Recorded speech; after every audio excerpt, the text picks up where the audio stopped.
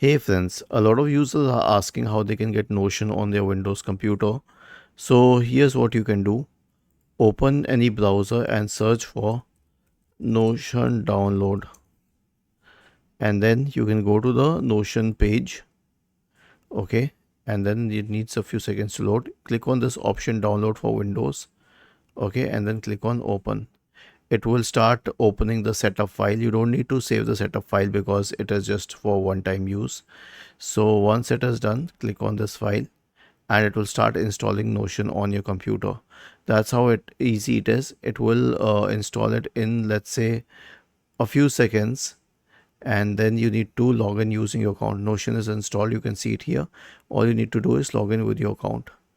Was this helpful? If yes, then please subscribe to the channel.